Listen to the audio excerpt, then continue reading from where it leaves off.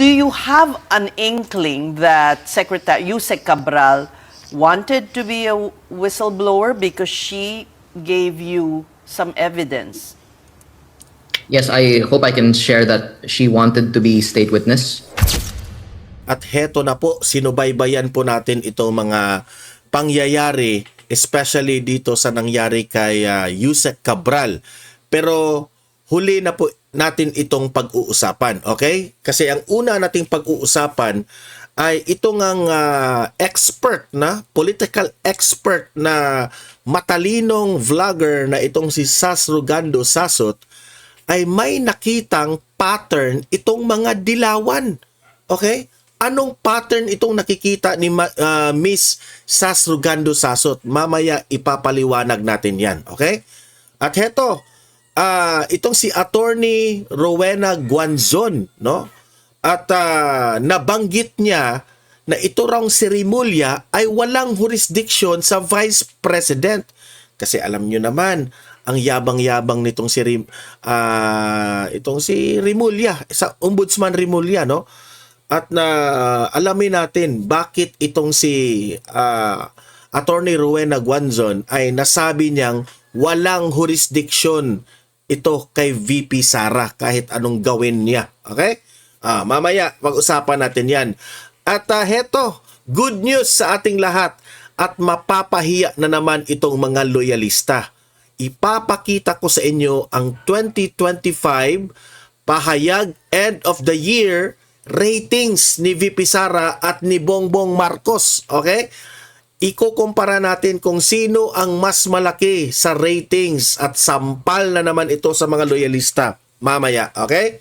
At heto yung main topic natin, yung itong pinakamatinding topic natin ngayon ay itong si Congressman Liviste, patungkol po sa issue nitong si Yusek Cabral ay meron pala itong nalalaman itong si Congressman Liviste. Nabanggit raw di umano nitong si Yusek Cabral sa kanya na gustong maging state witness sana itong si Yusek Cabral. Grabe. So yan, pag-usapan natin ang detalye patungkol dyan mamaya. Okay? Pero guys, bago ang lahat, bago natin pag-uusapan itong mga maiinit na balita natin ngayon, help me po muna na i-like at saka i-share itong video na ito para guys, help me po muna na i-like at saka i-share itong video na ito para guys, kakalat ito sa taong bayan. Okay? O, sabay-sabay muna tayong mag-like and share sa Donmar TV. Itong video na ito, like and share. 1, 2, 3, go! Okay, naka-like and share na ba lahat?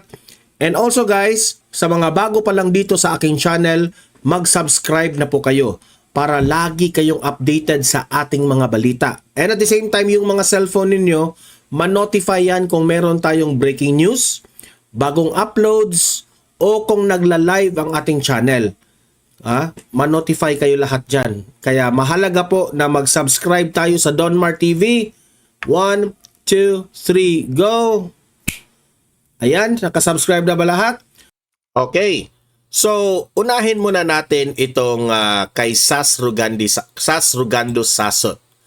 Bakit nasabi ni Ma'am Sas Rugando na may nakita siyang pattern dito sa mga dilawan? Alam naman natin itong mga dilawan na ito, wala itong ginawa sa ating bansa, kundi sila yung isa sa mga pinakadahilan na magulo ang ating bansa, no? Kasi sometimes itong mga dilawan na ito, wala sa hulog itong kanilang mga argumento. And if they feel and if they think na wala silang kalaban-laban sa usaping politiko, ay nanggugulo na lang sa bansa natin. Take for an example, yung nangyari kay former President Duterte na napahiya po sila. Kasi nako-compare natin kung sino ang mas magaling na presidente, si Tatay Digong ba o itong si Pinoy. At alam naman natin na nung panahon na presidente itong si Pinoy ay worst talaga ang sinapit ng Pilipinas. yung mga disaster na mga nangyayari, yung bagyo, wala talaga. Mahina talaga si Pinoy. Oh, worst.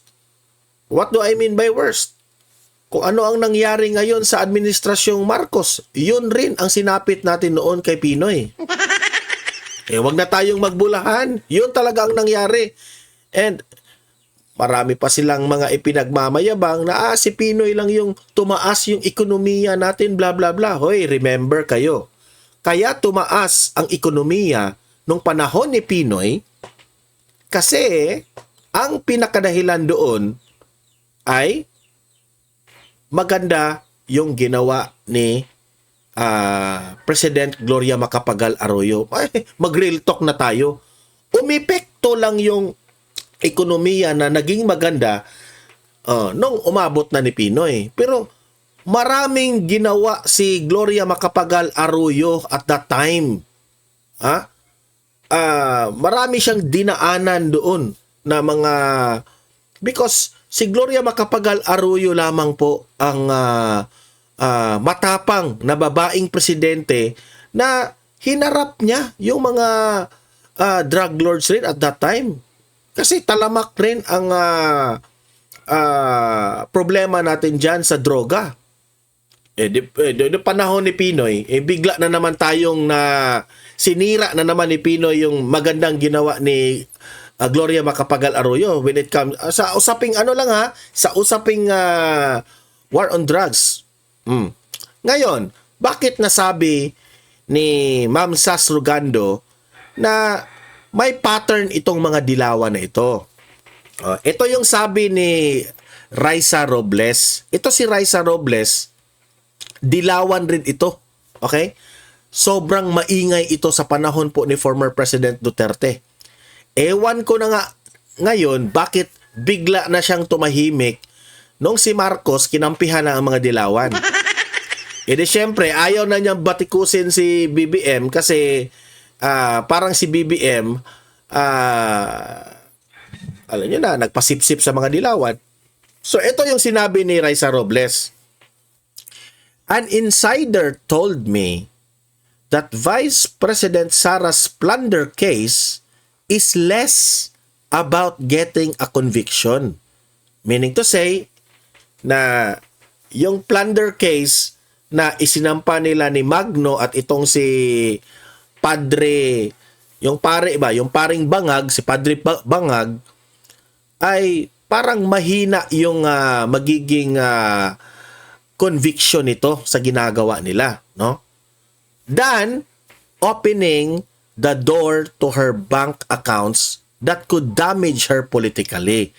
So, ibig sabihin nitong si Raisa Robles ay mas mabuti pa na mag-focus tayo dito sa bank account ni VP Sara rather than the plunder case. Kasi parang mahina yung mahina yung plunder case na ginawa ni Magno at ni Padre Bangag.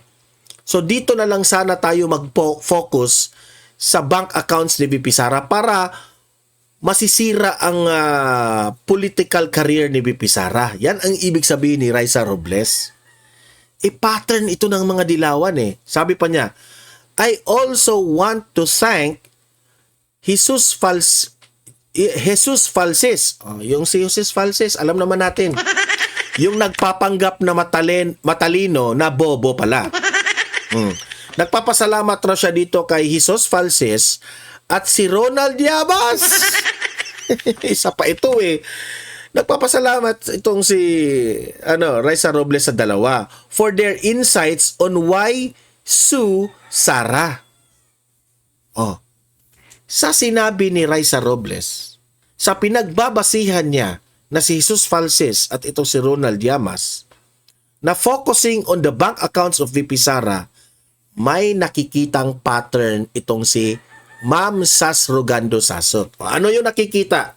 Sabi ni Sas Rugando Sasot, guys, thank you for your honesty that the plunder case has nothing to do about the crimes committed but has everything to do with the propaganda purposes. Diba? Inamin na mismo ni Raisa Robles na yung plunder case na yan, sa simulat sa pool, kahit si Raisa Robles dilawan siya, alam niyang propaganda itong ginagawa ni Magno at ni Padre Bangag. Alam ni Raisa Robles. Mga kalahi yan sila. Dilawan yan si Raisa Robles. Dilawan si Magno. Dilawan lang rin yan si Padre Bangag. Pero alam ni Raisa Robles na itong ginagawa ngayon ni Magno at ni Padre Bangag, propaganda, yung plunder, malversation na yan. Okay? Yan ang ibig sabihin ni Ma'am Sas. In other words, ayon kay Sas Rogando Sasot, Justice Corona Strategy 2.0 executed by usual suspects. Tumpak ka dyan. Di ba?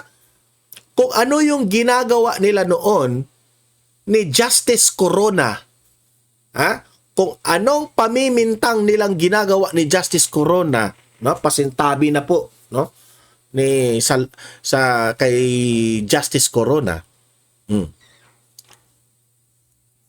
Very worst po. Namatay na lang si Justice Corona na napag-alaman natin.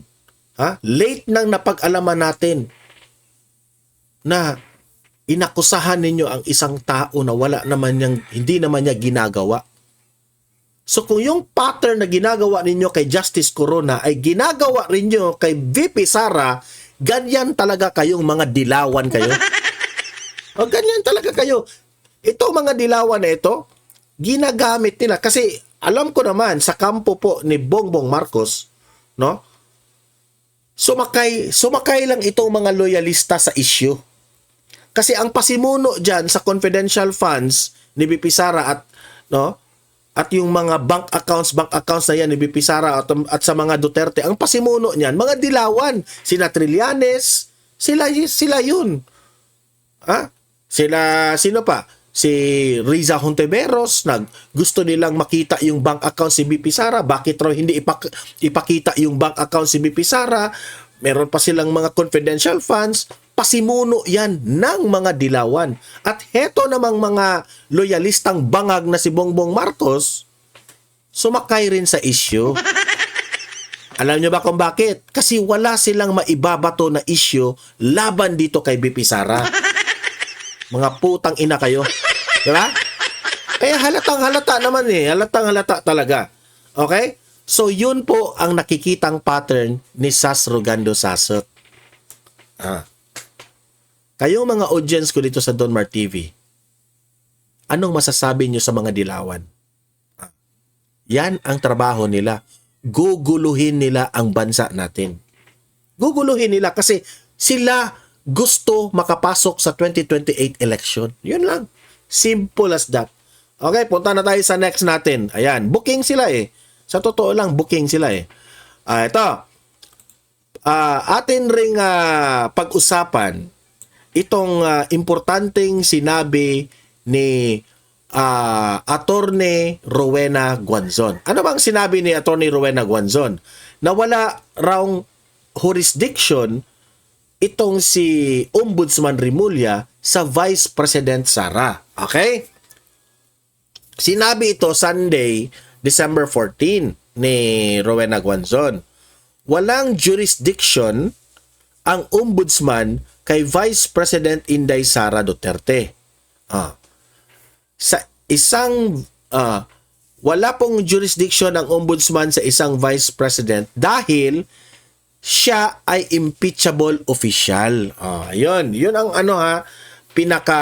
kasi alam naman natin itong sina Attorney Rowena Guanzon, mas magaling pa ito kay Rimulya. Bright yan si Rowena Guanzon. Kilala ko itong babaeng ito. Bisaya ito. At the same time,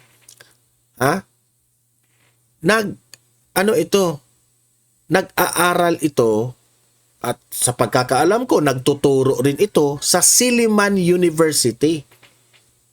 At hindi basta-basta ang eskwelahang Silliman University. Grabe, marami pong mga matatalino dyan sa Silliman University. Kilala ko yung paaralan na yan. Silliman University po. Marami pong librong nagawa. Kapag makagraduate ka ng Silliman University, hindi basta-basta yan ang Silliman University.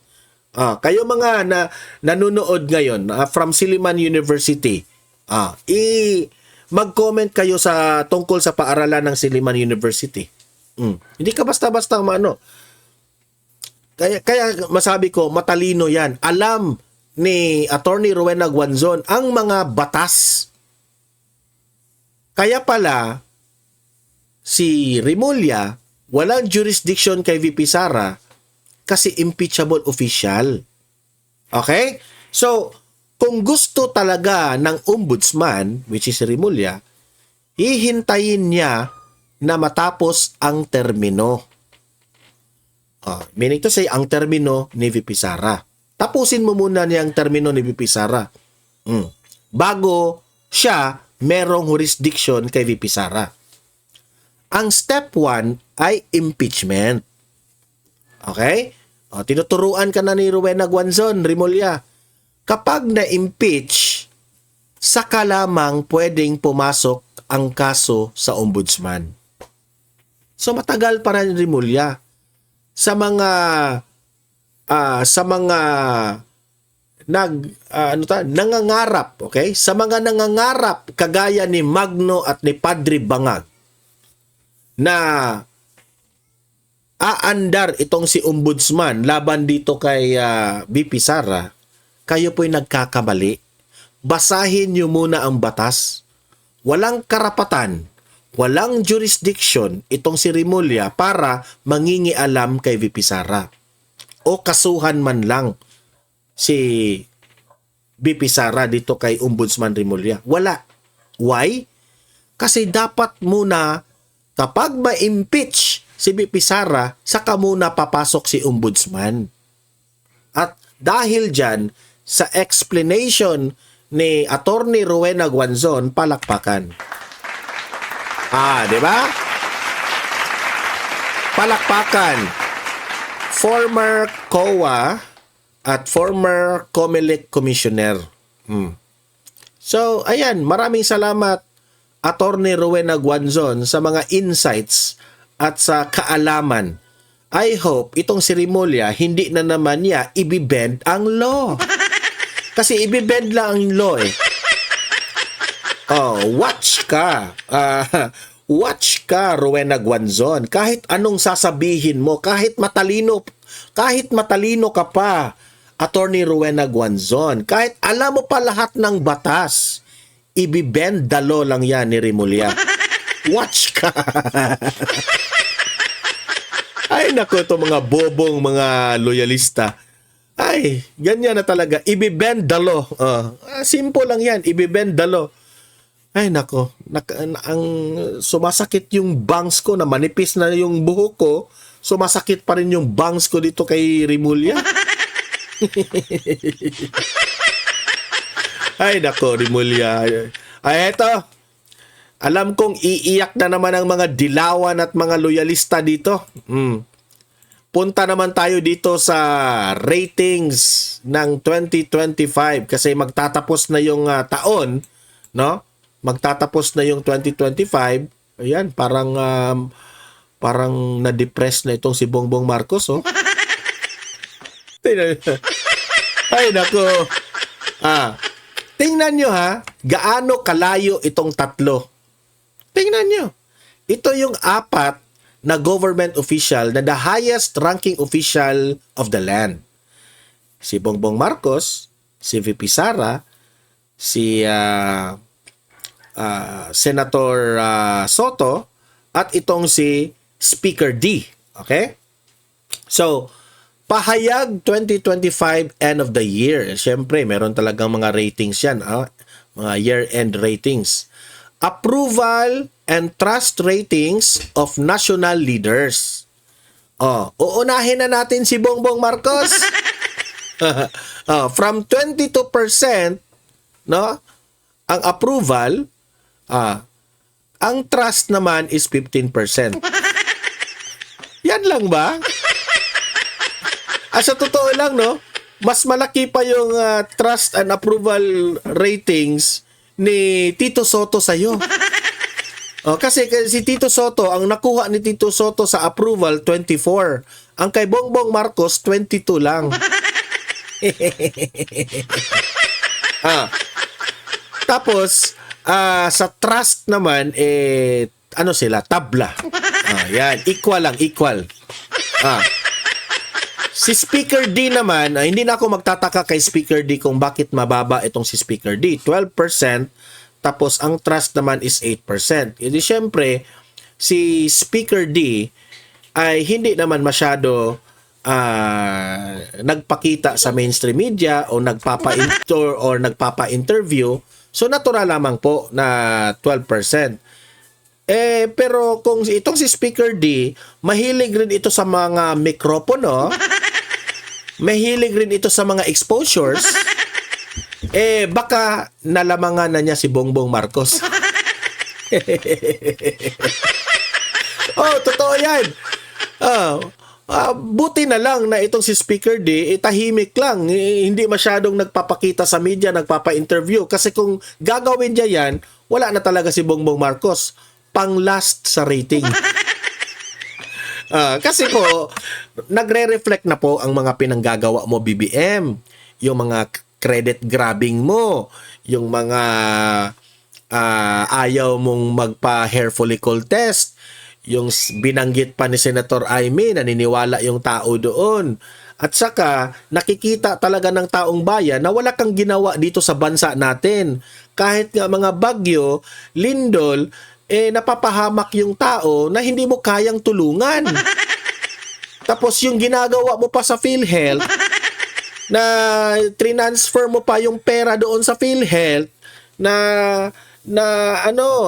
nalungkot yung mga taong bayan kasi syempre nababawasan po yung healthcare system natin. Nabalaka po yung taong bayan kasi marami po tayong mga pobre na mga kababayan na yun lang ang inasahan natin, yung PhilHealth, na maraming namamatay hindi dahil sa sakit. Maraming namamatay kasi wala silang pang-pa-hospital. Kasi kurakot ang gobyerno. Ay, nako.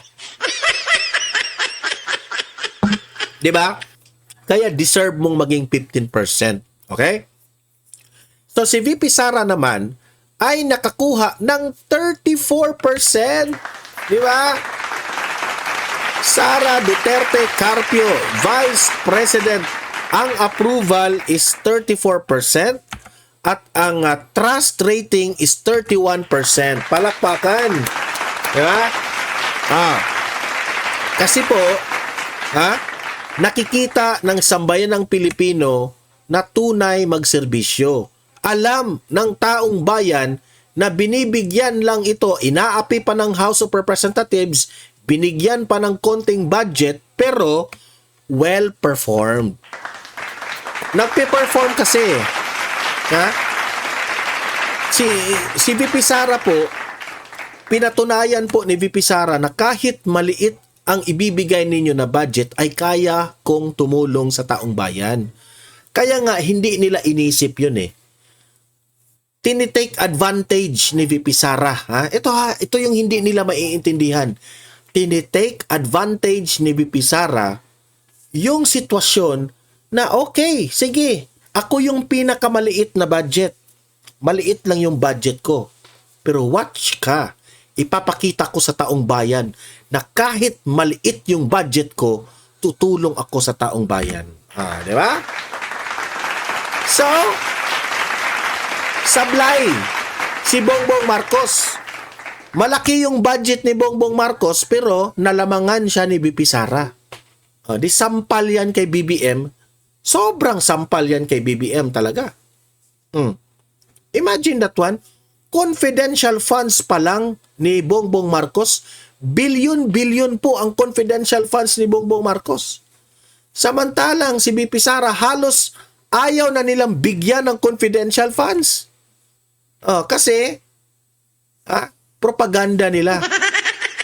Kasi kinalandrakan nila, si VP Sara nagnakaw ng confidential funds, ginasta ng 11 days, piatos-piatos. Yun ang propaganda nila. When in fact, Baka nakalimutan ninyo. 120 million versus bilyones na confidential funds. Nagbulag-bulagan kayo dyan, mga dilawan kayo, mga putang ina nyo. Oh, bulag-bulagan kayo eh. Di ba? Ayaw kong magmura dito, pero dahil sa mga kabalastugan nito, mga dilawan na ito, na wala na kayong, wala na talaga kayong pag-asa sa maging mananalo kayo sa 2028, isinusuka na nga kayo ng taong bayan. Ang ma-advise ko lang sa mga dilawan, mag-perform kayo. Huwag puros mga palaaway kasi kayo eh. Puro kayo dakdak ng bibig ninyo. Mag-perform nga kayo para magustuhan kayo ng taong bayan. Hontiveros, instead na ikaw ay ang style ng mga dilawan, ipapakulong lang nila yung mga kalaban nila para mananalo sila. Hindi po ganyan. You have to be liked by the Filipino people. Dapat magugustuhan ng taong bayan yung mga pinanggagawa nyo sa gobyerno bago kayo iboto. Yun ang totoo. Doon kayo mag-focus. Mag-focus kayo sa taong bayan. Magserbisyo kayo sa taong bayan. Ibuhos nyo ang sarili ninyo. Magsakripisyo kayo para sa taong bayan. Nang sa ganon, magugustuhan kayo ng taong bayan. Hindi yung ang puntirya ninyo, mga kalaban sa politiko. O i-delete nyo, sisiraan nyo para you will get the credit na magugustuhan ang taong bayan sa inyo. Hindi po ganyan.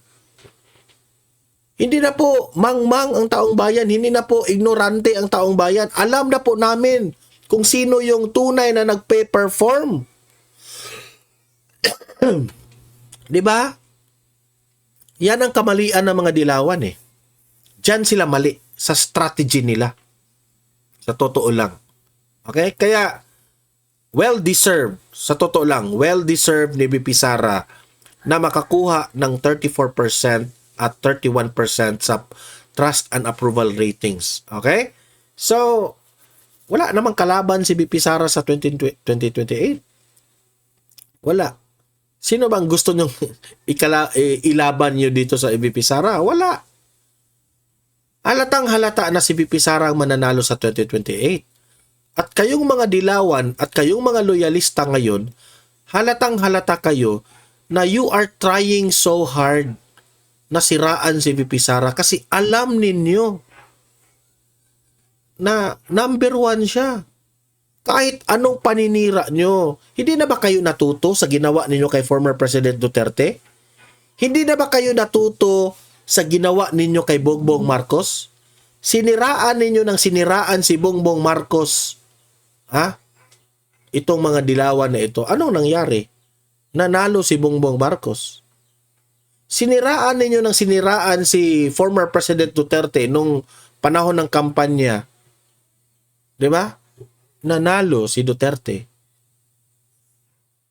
Ngayon naman, same strategy. Siniraan ninyo ng siniraan si VP Sara? Do you think mananalo kayo dyan sa strategy ninyo? Hindi.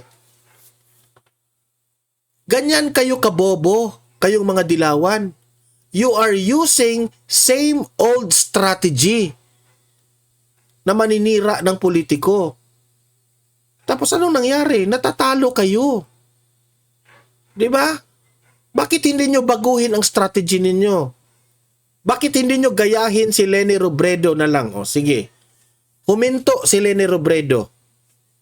Huminto si Leni Robredo, nag-focus na lang sa local government. Gayahin nyo si Leni Robredo.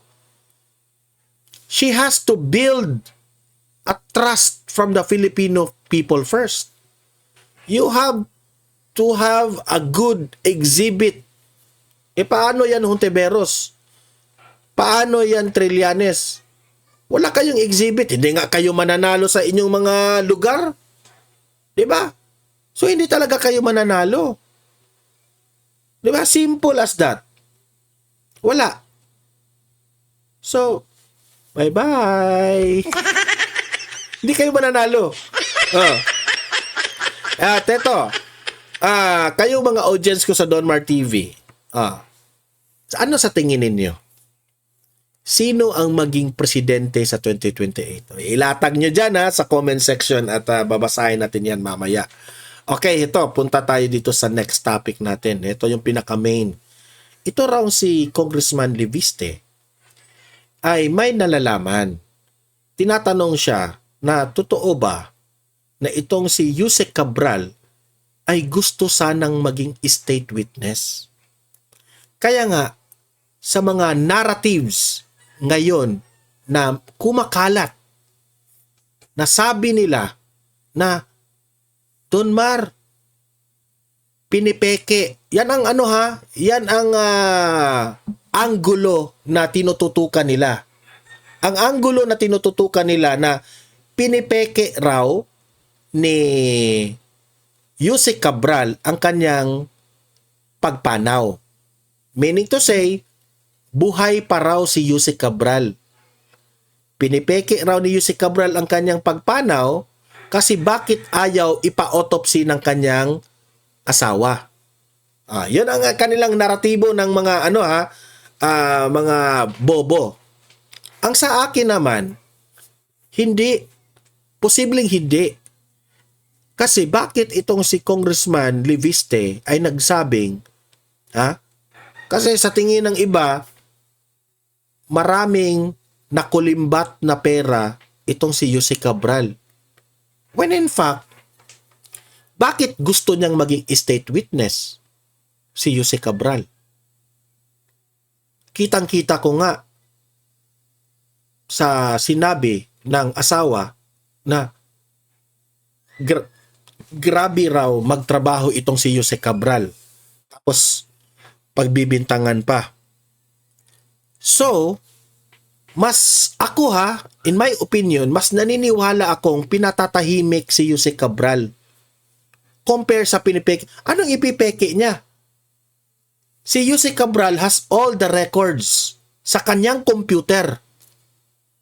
Okay? He has all the records sa kanyang computer kung sino yung nagpasok ng mga insertions dyan. Sino yung nagpasok sa mga... tama! Sino ang nagpasok sa mga insertions na projects? Kitang-kita niya doon. Alam niya doon. May record siya, may document siya, may ebidensya siya. Tapos, dahil sa sinabi ni Zaldico, na booking na lahat. At si Yusek Cabral lang ang makapagsabi kung totoo o hindi yung sinasabi ni Zaldico. Mas naniniwala akong pinatatahimik. Hindi ako makapagsabi kung sino ang nagpapatahimik sa kanya, pero analysis lang naman ko ito. Wala naman tayong ebidensya. Pero syempre, bawat isang Pilipino may kanya-kanya tayong opinion at analysis. 'Di ba? So, parang mas naniniwala ako na gusto sanang maging state witness itong si Yusek Cabral. Nang nalaman nila na gustong maging state witness itong si Yusek Cabral, ang tanong, kaya ba pinatatahimik siya? Ito, makinig tayo dito sa interview nitong si Congressman Leviste. At tayo po'y magre-react po tayo sa makukuha nating impormasyon. At mismo kayong mga taong bayan, mag-analyze na rin kayo. Sabay-sabay tayo, okay? What are your thoughts about this issue patungkol dito kay Yusek Cabral? Do you have an inkling that Secretary Yusek Cabral wanted to be a whistleblower because she gave you some evidence? Yes, I hope I can share that she wanted to be state witness and was, to my knowledge, not being offered to be state witness. Grabe. Sorry, may you say that again? Ay, di mo pa yun nalaman. Grabe pa, ipapaulitin pa. She wanted to be state witness and she was not being offered to be state witness. She was not being offered. She And if I can- intimated this to you. No, this is what I was told, but I actually also just received an official statement purportedly Gusto siyang maging state witness sana, but he was not offered to be the state witness. from her family that I also shared with your producer right before this show that Di syempre, kung i-analyze mo, bakit hindi siya inopera na maging state witness?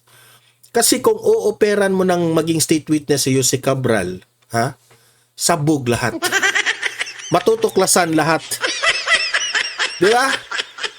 also wanted to put on the record that not only was no case ever filed on her, but that it was regrettable that even if no case was filed, she was repeatedly dragged in what appears to be a public shaming campaign by persons who have since capitalized on the issue for political gain. And they also clarify that she was not even formally invited to attend the hearing at the ICI this Monday, even if this was already in the newspapers. That wasn't true. Imagine ha, ang lumabas sa media, okay, ang lumabas sa media, invited na raw si Jose Cabral sa ICI, di ba? Yan po ang mga sinasabi doon, nagpapa-interview yung mga taga-ICI na invited na si ano, di, alam niyo naman, magpo-project in front of the camera itong mga taga-ICI na mainstream media. Alam naman natin ang ICI na kontrolado yan ng administrasyon. So, syempre, ang mga mainstream media, magtatanong at magtatanong yan. Ano ba? Invited ba itong si Jose Cabral? Invited ba? Naghihintay kaming mainstream media. E di syempre, anong sasabihin ng mga taga-ICI? Yes, invited yan. Para magmuka silang, grabe yung ICI. Siniseryoso talaga, invited. But ang hindi natin alam behind the camera, di umano, she is not formally invited by the ICI. Watch ka. Because walang formal na invitation na ibinigay sa kanya. Grabe. That is what the official statement purportedly from their family that was released now says. All right. Take us back to your initial dealing with Yusek Cabral. You say that she wanted to be state witness. How did she convey this to you? This was not conveyed to me directly, but if I can share the following. After I met with her and obtained documents on the list of proponents in the DPWH budget, it was conveyed to me that she wanted to share more information. And I was thinking that we were going to be getting more information, but I think she was affected, of course, by the public attention, even if there were not as much actually being done on the legal side. And then that led, I think, to yesterday's events, because I think what the statement that has just been released implies that it is unfortunate that she was dragged into a public shaming campaign by persons who have since capitalized on the issue for political gain, was that the press conference at the DPWH yesterday morning may have not been coincidentally on the same day that yesterday's events happened. Kaya maalala ko yung mga pinagsasabi, excuse me, naalala ko yung mga pinagsasabi ni Senator Marcoleta dito sa sitwasyon ngayon. Si Jose Cabral lamang po ang makapagsasabi. Kasi nandyan lahat sa computer niya. Nandyan lahat. Dito sa computer ni Jose Cabral, nandito lahat papasok.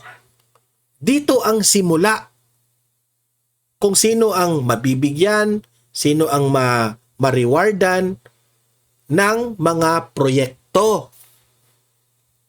At itong si Jose Cabral, I think, in my own personal opinion, hindi po ito nangungulimbat ng pera. Kung ano po ang utos sa kanya, galing sa taas. Alam niyo na kung sino. Kung sino ang utos sa kanya. Siyempre, you only work. Hands-on siya. Kung anong utos sa kanya, gagawin niya. I think she is a person na ayaw ng gulo. 'Di ba? Meron tayong mga office mates na ayaw ng gulo. Kung anong sasabihin ng boss natin, yun. Ako lang ang mag-i-input dito sa computer at ganito po ang mangyayari, ganon, ganyan. Tapos at the end of the day, kung magkabulilyaso na yung boss mo, ikaw, wala nang iba. Walang ibang nakakaalam sa mga kalokohan ng ginawa ng boss mo. Kundi ikaw. Now ngayon, syempre, ipapatawag siya sa Blue Ribbon Committee. Kasi yung physical documents na evidence nasa kanya. Hindi, syempre, siya talaga yung tatanungin. Now, when she is invited in the Blue Ribbon Committee at ICI, syempre, yung boss niya matatakot. Sasabihin ng boss niya, may loyalty ba ito sa akin? Ito yung kinatakot niya. Kasi kung si Yusek Cabral ay mag-whistle blow, kapag magsasabi ito ng totoo, patay ang lahat. Patay ang lahat. Bulyaso. Di ba? Kaya nga sabi ko, tama yung sinabi ni Atty. Harry Roque.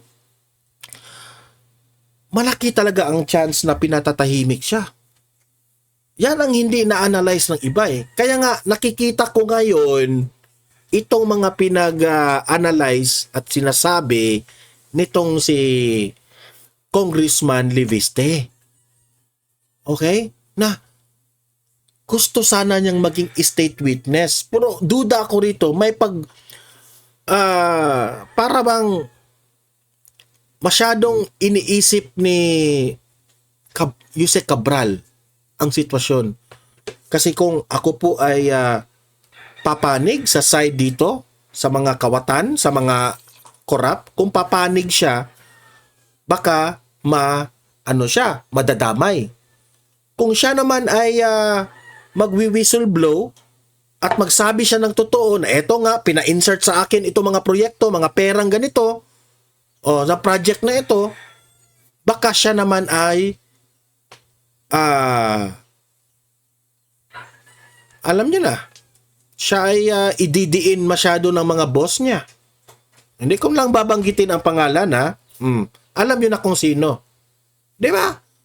So ngayon, para huminto itong usaping ito, para hindi na matakot sila kung anong, kasi I don't know lang ha kung